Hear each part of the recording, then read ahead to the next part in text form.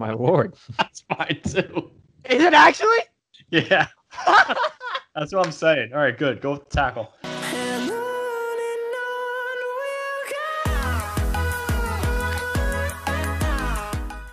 Welcome to another episode of Boom or Bust, the draft show. Max Chadwick alongside PJ Clark, Tate, Sigworth, and Nick Merriam. Another scouting report for you guys. Northwestern offensive tackle Rashawn Slater. Going to go over his strengths, weaknesses, where he ranks for us on our boards, give player comps for him, and what NFL teams he might fit at the next level. Before we start the video, please like and subscribe to the channel. Trying to hit 1,000 subs soon. Sure to follow our Twitter, Instagram, TikTok at Boomer Bust Draft, YouTube, anywhere you get your podcasts, website down below too. Doing a podcast every week from now on. We're doing a mailbag segment too. So please, please, please comment with questions or add us in Twitter, Instagram, TikTok, reply in the podcast, or email us at boomerbustdraft@gmail.com. So let's go over the background of Rashawn Slater. Number 48 on the official Boomer Bust Big Word 1.0. Number 7 offensive tackle. He's going to go up. He's going up. He will be updated soon. He will rise. He would have been a senior this year. He's 6'3", 315 pounds. I say would have been because he opted out of the 2020 season and declared for the draft. Former 3-star recruit, number 653 overall, number 32 offensive guard in 2017, coming out of Texas. Little keynote. That's it. Yeah, a little bit of foreshadowing right there. 3-year starter, 2 at right tackle, 1 at left tackle. Third team All Big Ten in 2018. There's All Big Ten honorable mention in 2019. It's graded at 75 or better in all 3 years for PFF. Had an elite 90 grade in 2019, 8th best in the country. Only allowed 5 pressures in 2019. And his dad, former NBA power forward Reggie Slater, who played 8 years in the association. Yeah. So, Nick, let's start with you. When you watch Rashawn Slater, what do you like the most? Bloodlines, apparently. We just all learned that. It's great to hear. Positional versatility, great. Love to see it. Guys who can play every position. Always love it on the O-line. Very technically sound. He's one of the best, I think, at adapting on the fly in terms of blocking in this draft. Always scanning, looking for other guys to block.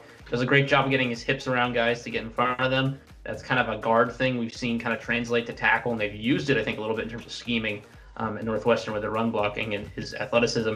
And his footwork, I think, is awesome. He moves sometimes like a boxer almost when he's trying to flip his hips around and look for new guys to block. He's very nimble for a guy playing offensive line. You hear that every once in a while, but he's even, I think, to a different degree than some of these other guys who are just athletic. He really is light on his feet, and it's kind of impressive for a guy who's as good at getting leveraging underneath people and moving them. Yeah, I think, Max mentioned he was ranked as a guard coming out of high school. He might be a little undersized, but I think he uses that size well. I love his hand placement, uses the leverage like Nick just said. Versatility is a big thing, able to play, and there's no reason why, we're going to get into it later. I would try him at tackle, but there's no reason why he wouldn't be able to slide inside. I would play him at left tackle. I mean, if you're drafting him where he's going to have to be drafted. Second thing, gets to the second level, especially in the run game. Really just clears guys out and is able to move downfield, which I think is important. I think he, especially as a tackle, I like him in certain schemes better than others. We'll get into that later. But I do really think, even with the undersized question marks, I think he's going to be an elite offensive lineman no matter where you put him at the next level. Yeah, I mean, polished technique for me is his biggest pro. You saw it this year with Andrew Thomas on the opposite end of this. He had no polished technique and really struggled in his first year with the Giants. But Rashawn Slater is not that dude. He's got really good footwork, like you guys mentioned. He's just smart in the way he positions himself and leverages against the opponent. And then the versatility, which you guys also hit on. He is undersized, which brings about a a weakness if you're going to put him at tackle, but it's not an issue if you're going to play him at guard. So there's just that question that's looming around him, but you can play him outside, you can play him inside. Yeah, like you guys mentioned, very versatile player. I think he'd be a high-level player at either tackle spot, guard, or even if you want to play him at center, you could even maybe do that. Dominant in 2019, his only year at left tackle. Great athleticism. I mentioned his dad's an NBA power forward, man. You kind of see that athleticism at that size. Great footwork. Really good lateral mobility, gets to second level really easily, like PJ said. Very flexible with good hands placement too. Really good technique overall. Great balance. He has power too. Rarely gets off balance. Is a really good run blocker who could just move guys out of the way. only 6'3", but he's got a great frame at 315 because that's usually the average, weight for guys that are 6'6", and he's 6'3" at 315. So I like that. Gave Chase, you want to see Rashawn Slater and say, okay, show me him. Chase Young, man, that 2019 game, maybe the worst game Chase Young had all year, and he gave him fits. Only allowed 2 pressures in that game. And if you give Chase Young fits, who's one of the best edge defenders I've seen coming out, and obviously now doing wonders for Nick in Washington, that's a really good sign. Athletic, strong, good technique. So I really like Rashawn Slater a lot. Tate, what do you think his weaknesses are, though? I'll take the easiest one, his size, if you're going to play him at tackle. Interested to see what his measurements come out for his arm length. And he is 2 inches shorter than average, which isn't a deal breaker. There's plenty of tackles that play at, 6'3". But it's just something to pay attention to. I don't think it's a real issue with him, especially because he's already so polished as a prospect, but size is the biggest one. Yeah, I think especially if you're moving him inside at that undersized 6'3", 315, it's not going to be as much of a problem. But I think if you're going to be playing him against interior defensive linemen, bigger guys than the edge rushers, I think he needs to get a little better on the anchor. You can push him back a little bit. His back bends. I think he's got to get a little bit stronger where he can push back, especially if you're going up against bull rushes on the inside. But other than that, he handled Chase Young, like you said. Was it just a really, really good game?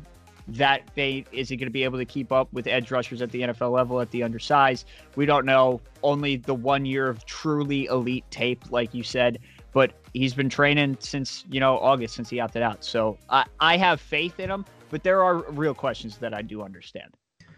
Yeah, size, obviously, question mark. Could be a chance that he moves inside because of it. I don't think it's going to be that big of an issue. I think if you're athletic enough, you can obviously work on the outside. His arms are short. People have brought that up. Again, though, if your technique is fine, it shouldn't be a huge issue.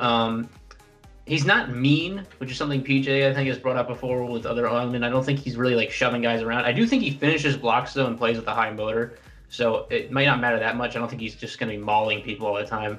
But just a couple question marks here and there. Otherwise, pretty clean prospect, in my opinion.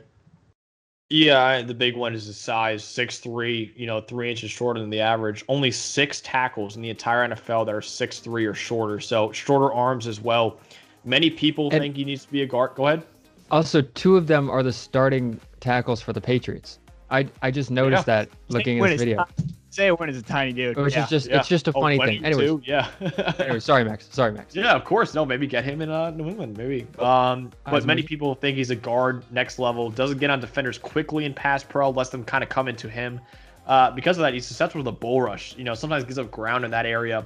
2019 dominant, but PJ, you mentioned it, just solid in 2017 and 2018. 43 of his. It's fine.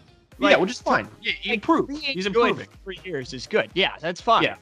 Yeah, 43 of his 48 pressures came in those 2 years. So it's good that he improved every year, but he wasn't as dominant from the get-go as someone like Penei Sewell, who many people are saying that Slater and Penei Sewell are on the same level. I heavily disagree with that, but obviously everyone's got their own opinion. 8 penalties in 2018, tied for 21st most in the nation, so got to clean that up. And he opted out in 2020, so we didn't get to see if he could repeat his elite 2019 season. So, PJ, give me the bottom line on Rashawn Slater, where he ranks for you, player comp, and any team fits next level. Yeah, so bottom line, he is now my OT too. I have him at 11. Wow. I think he is. I would play him at tackle. I think he's the second best lineman in this draft after Sewell, no matter where you want to put him at guard or tackle. Obviously, guard center makes him less valuable. You might not want to draft him as high, but I would start him at tackle. I don't see any reason why you wouldn't, especially given the Chase Young tape. There's a little bit of history there. So OT2, 11th overall. I'd easily take him in the top 15. As I mentioned before, I think as a pass blocker, I think he's better in kind of like a West Coast kind of scheme. And as a run blocker, I'd really like to see him in an outside zone. West Coast offense with an outside zone run scheme. San Francisco, I'm looking at you. So I don't think you really need an offensive lineman, but if you felt like it, that's where I would want to put him. You're picking 12th. That's about where I'd take him. My comp, if I'm sticking him a tackle, I'll give you one of the 6 tackles that is 6'3", guy who's carved out a pretty good career. And my goal is to compare everybody to a mediocre Jet on this show, Kelvin Beachum, who is a good pass protector. I think Rashawn Slater is better than him. But Kelvin Beacham's had a pretty nice career, so I'll go with him. Yeah, he's up to 10 on my big board. I think it's just a little bit of he's just so polished, and you don't see that, and that's really valuable when it comes to the tackles and the offensive lineman prospects. OT2 behind Penei. I mean, I get it. I understand why people are saying Slater over Sewell, but I'm going to stick to my guns. I like Sewell better. Team fit, Bengals, Falcons, Chargers, Vikings. Vikings is really only the true team fit. Shout out Viking Skull. Hope you're doing well. Biggest fan of me on Twitter. And then my comp, I'm going with Jonah Williams. Okay. Kind of guard tackle hybrid mix. Remember, and Jonah, there was this. Oh, that's a name. That's just. It is a name. It is a name. I think they both rely on positioning and handwork to gain the edge. Him and Slater. I don't want to, I thought about like David Bakhtiari, but I don't want to, be Max and give out a Hall of Famer. Sorry, Max, but Pat yeah, Pete. I'm going with Jonah Williams. All right, Pat Pete. All right. So Play I have style, Slater. Max. That's what I'm saying. True.